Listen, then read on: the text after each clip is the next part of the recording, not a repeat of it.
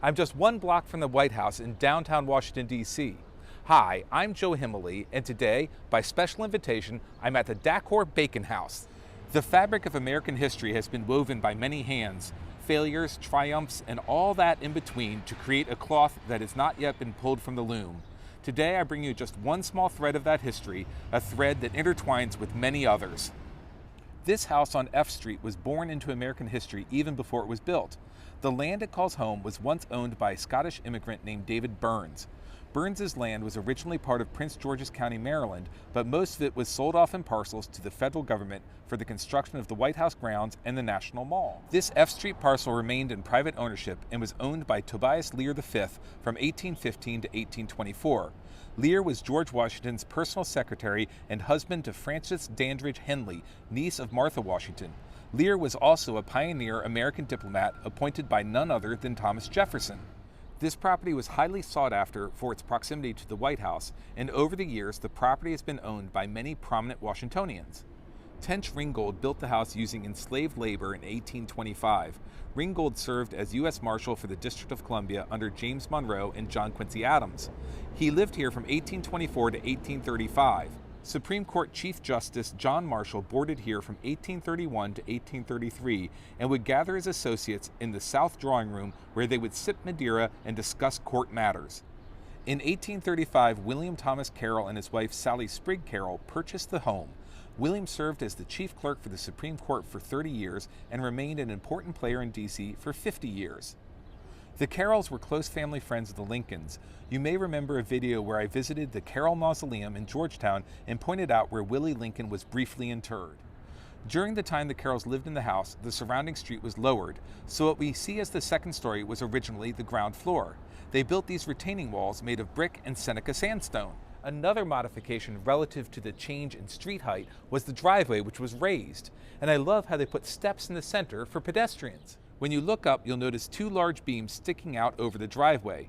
These are attached to the carriage house and are the original beams for the hay hooks that were used to load hay into the hay loft.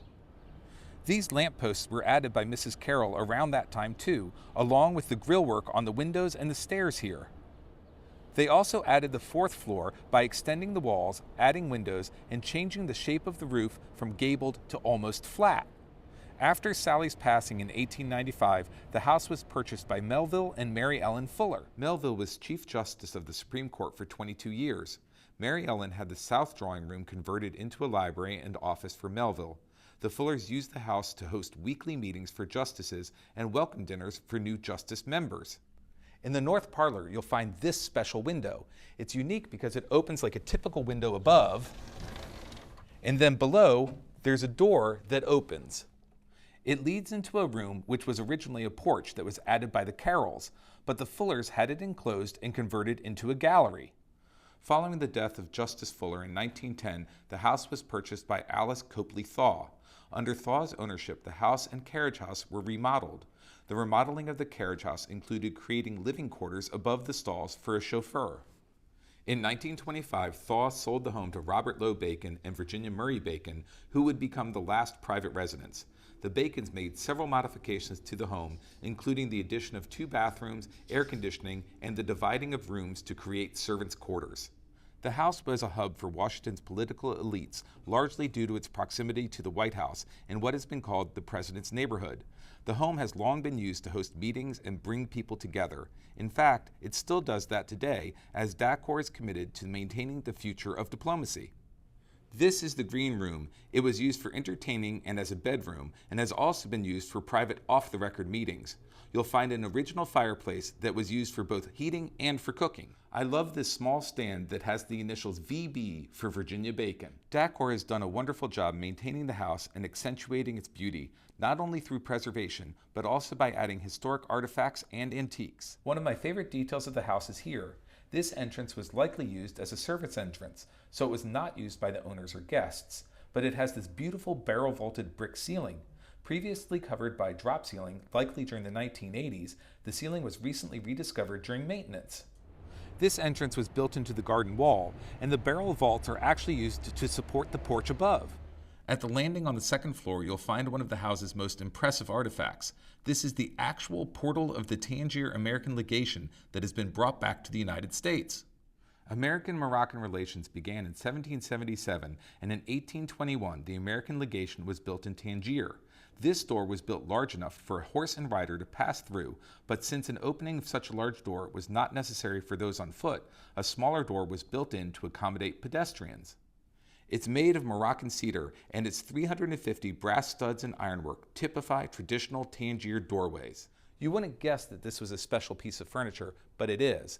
This is called a clap buffet, and it's special because it opens up and you can use it to wash your hands.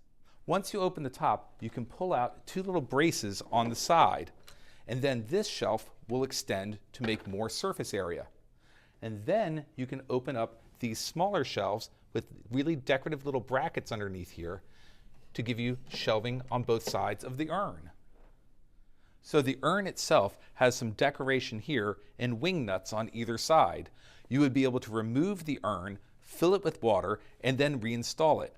From there, you could then turn this knob and have the water come out. After the hands were washed, the basin could be removed and then emptied out outside the house. Out in the garden, you get this beautiful view of the New Orleans-style porch that was added in 1949 under Virginia's ownership. It connects the carriage house to the main house, and it was enclosed in 2008 to create a passageway into the kitchen, which had recently been relocated into the carriage house. The carriage house itself is quite impressive.